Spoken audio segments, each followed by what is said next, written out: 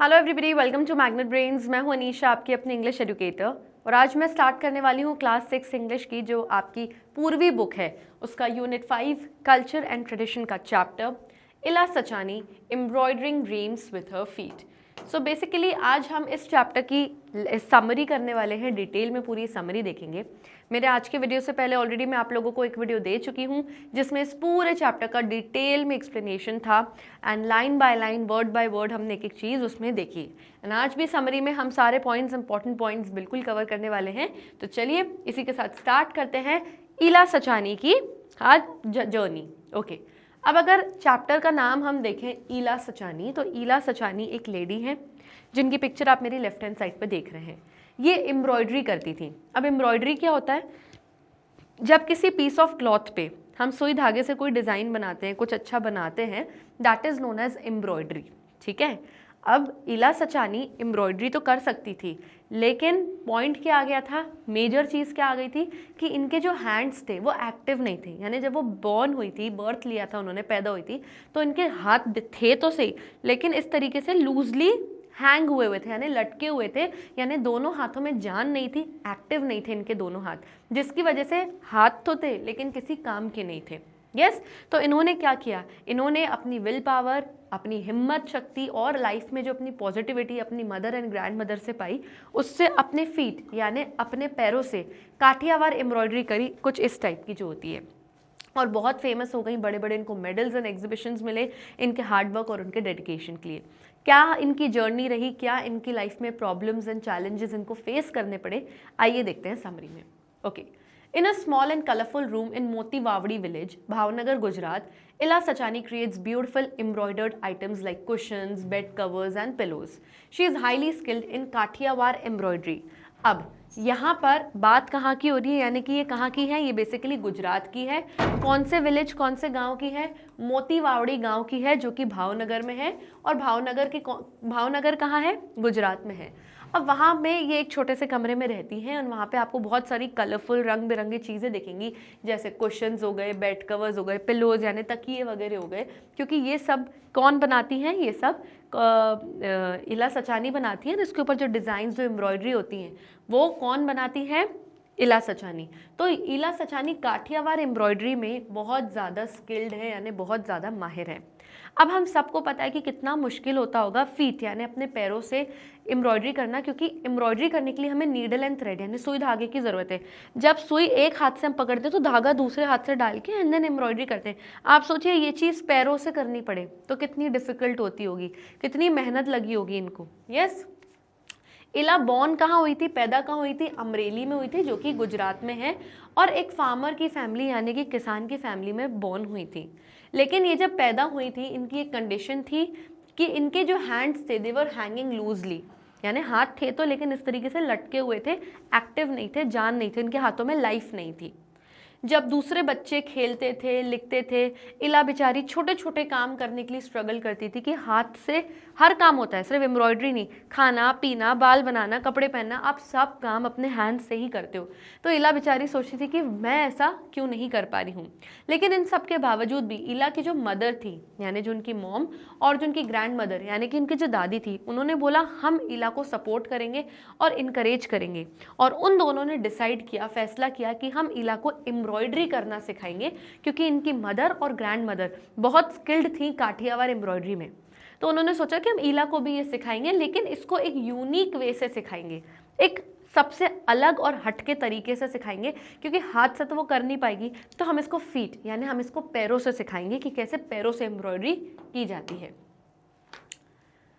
उन्होंने हेल्प करी इला की मदर एंड ग्रैंड मदर ने कि भाई आप अपने फीट, अपने पैरों को यूज़ करो इंस्टेड ऑफ हैंड्स, यानी हाथों को ना यूज़ करके पैरों को यूज़ करके एम्ब्रॉयडरी की बहुत ब्यूटीफुल डिज़ाइंस बनाओ। ये काम बहुत मुश्किल था, बहुत डिफिकल्ट था। आप अपने पैरों में कभी नीडल एंड थ्रेड रख के देखिए, एक हाथ से नीडल एंड एक पैर से नीडल एंड एक पैर से थ्रेड पकड़ के उसको थ्रेड करने की कोशिश करो, यानी सुई में धागा डालने की कोशिश करो, आपसे नहीं होगा। सोचिए ये काम कितना डिफिकल्ट रहा होगा इला के लिए। लेकिन फिर भी इला की जो डिटर्मिनेशन थी, यानी दृढ़ निश्चय और हिम्मत थी, और उनकी जो हार्डवर्क यानी जो उनकी मेहनत थी, जो लगन थी, इससे वो अपने इस आर्ट में, एम्ब्रॉयडरी की इस कला में उन्होंने मास्टरी हासिल कर दी, यानी वो सीख गई। उन्होंने रोज़मर्रा के जो रेगुलर के जो डेली काम होते हैं, जैसे खाना खाना, अपने बाल कोम करना, ये सब भी सीखे, लेकिन अपनी फीट से, यानी जो हम लोग सब हाथों से करते हैं, ईला वो सब पैरों से करती है। खाना खाना, बाल बनाना, दूसरे काम, एवरीथिंग। यानी अगर फॉर एग्जांपल मुझे एम्ब्रॉयडरी करना नहीं आती हाथ से, लेकिन ईला वो भी जानती है अपने पैरों से करना, तो आप सोचिए वो हमसे भी कितनी आगे है। यस, ईला ने दुनिया को सामने इम्प्रूव किया, यानी वो सीखती चली गई और इम्प्रूव करती चली गई। और वो सिर्फ काठियावाड़ एम्ब्रॉयडरी पर आके नहीं रुकी, सिर्फ उन्होंने काठियावाड़ एम्ब्रॉयडरी नहीं सीखी, उन्होंने गुजरात के बाहर की और भी जो अलग अलग स्टाइल्स थी वो भी उन्होंने सीखी। जैसे कच्छी स्टाइल हो गई, कश्मीरी एम्ब्रॉयडरी स्टाइल होती है, लखनवी एम्ब्रॉयडरी होती है, ये सब भी सीखी, क्योंकि वो हमेशा से बहुत क्यूरियस रही। यानी उनको हर चीज़ जानने की बहुत इच्छा रही कि मैं ये भी सीखूं, ये भी जानूं, ये कैसे होता है। और इसलिए उन्होंने ना सिर्फ गुजरात की काठियावाड़ी एम्ब्रॉयडरी, बल्कि लखनवी, कश्मीरी और बाहर की कच्छी स्टाइल्स ऑफ एम्ब्रॉयडरी भी सीखी। उनके जितने भी फैमिली वाले थे और जो उनके फ्रेंड्स थे, वो हमेशा से ईला के काम को एडमायर करते थे, यानी कि पसंद करते थे। और जल्द ही जो ईला का टैलेंट था वो सबने नोटिस करना स्टार्ट कर दिया, सबने देखना स्टार्ट कर दिया कि ये ब्यूटीफुल डिज़ाइन ईला बना रही है, लेकिन हाथों से नहीं बल्कि अपने पैरों से। और ये बात किसने नोटिस करी, मतलब ये बात पहुँचते पहुँचते स्प्रेड होते होते पूरे गांव में फैली, और गांव के बाद सूरत में जो एक ऑफिस है, गवर्नमेंट ऑफिस, वहाँ तक ईला का ये जो अचीवमेंट है वो पहुँच गया। उसके बाद उन लोगों ने, जो सूरत के जो ऑफिस है, उन लोगों ने डिसाइड किया कि वो ईला का ये पूरा काम एक एग्जीबिशन में डिस्प्ले करेंगे, यानी कि वो एक एग्जीबिशन में दिखाएंगे पूरा कि कैसे ईला ने क्या बनाई है, अपनी एम्ब्रॉयडरी की डिज़ाइंस बनाई। अब ये जो था ईला की लाइफ का मेजर टर्निंग पॉइंट था, यानी ईला की लाइफ का अब ये एक ऐसा मोड़ आया लाइफ में कि मानो अब उसको सक्सेस मिलती जा रही थी, लोग दुनिया में उसको जानते जा रहे थे और वो फेमस होती जा रही थी।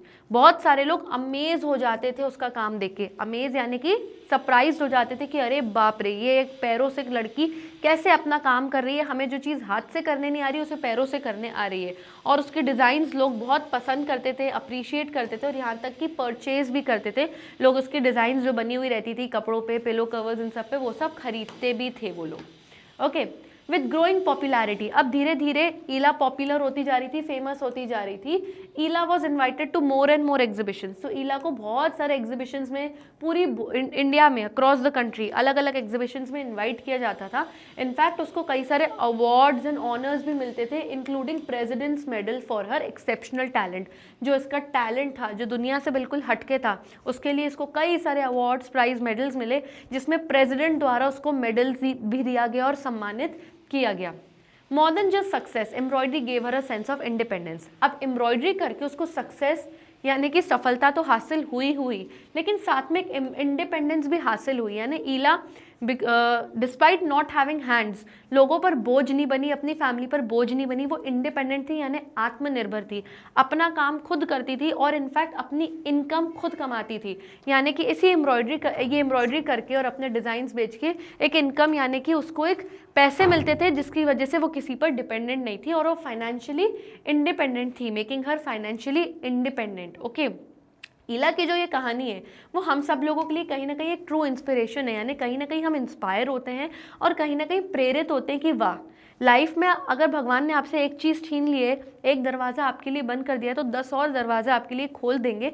बस ज़रूरत इतनी है आपके लिए कि आप डेडिकेशन रखो, हार्डवर्क रखो, एक पॉजिटिव माइंडसेट रखो। ईला ने प्रूव कर लिया कि हार्डवर्क से, यानी मेहनत से, डेडिकेशन यानी विल पावर, हिम्मत से और पॉजिटिविटी से आप किसी भी चैलेंज यानी लाइफ में किसी भी प्रॉब्लम को किस में कन्वर्ट कर सकते हो, किस में बदल सकते हो, सक्सेस में, यानी कि सफलता में। सोचिए ईला के पास हाथ नहीं थे, उसके पास यही ऑप्शन दिख रहा होगा उसको अपनी आंखों के सामने कि मैं बस बैठ जाती हूँ क्योंकि मैं तो लाचार हूँ, मैं तो हैंडीकैप हूँ। लेकिन उसने मेहनत करी, उसकी ग्रैंड मदर एंड मदर ने डेफिनेटली उसको सपोर्ट किया, लेकिन उस मेहनत उसने करी, कोशिश और लगन उसने दिखाई, जिसकी वजह से आज वो यहाँ पर पहुँची। उसकी एम्ब्रॉयडरी जो वो अपनी फीट, अपने पैरों से बनाती थी, वो हम सबको ये याद दिलाते हैं कि आर्ट हैज़ नो लिमिट्स। हमें ये ज़रूर याद आता है कि आर्ट हैज़ नो लिमिट्स, यानी कला की कोई सीमा नहीं है। आपके पास हाथ हो ना हो, अगर आप कलाकार हो, आपके अंदर क्रिएटिविटी है, आपके अंदर एक लगन, एक जज्बा है, एक हार्डवर्क करने की कोशिश है, तो आप लाइफ में कुछ भी कर सकते हो। No matter the obstacles, obstacles यानी कि बाधाएं, अड़चने, प्रॉब्लम्स, भले ही आपकी लाइफ में कितनी प्रॉब्लम्स हो, अगर आप खुद में बिलीव करते हो, आपको खुद पर विश्वास है कि मैं कर सकता हूँ या मैं कर सकती हूँ और मुझे कोई भी दुनिया की ताकत रोक नहीं सकती, वी कैन अचीव ग्रेटनेस। हम ग्रेटनेस अचीव कर सकते हैं, यानी ग्रेट चीज़ें अचीव कर सकते हैं जो शायद नॉर्मल लोग भी नहीं अचीव कर पाए, वो ये लोग अचीव कर लेते हैं। Okay, so with this beautiful and short summary, I hope हमें बहुत अच्छे से समझ में आ गया कि लाइफ में कुछ भी प्रॉब्लम हो जाए, आपको गिव अप नहीं करना है, हार नहीं माननी, पॉजिटिव माइंडसेट रखना है, हार्डवर्क यानी मेहनत करते चलना है, और देखिएगा एक दिन सक्सेस आपके कदमों में होगी, यानी आप सफलता प्राप्त करेंगे। You will achieve success in your life. Okay, I hope आपको ब्यूटीफुल समरी अच्छे से समझ में आ गई होगी। वीडियोस चाहे यूट्यूब पर देख सकते हैं, वहाँ ना मिले तो वेबसाइट पर जाइए, जहाँ आपको हमारे सभी top courses, e notes, e books मिल जाएंगे, जिनके लिंक्स आपको हमारे डिस्क्रिप्शन बॉक्स में मिल जाएंगे। तब तक लिए stay tuned, bye bye and take care.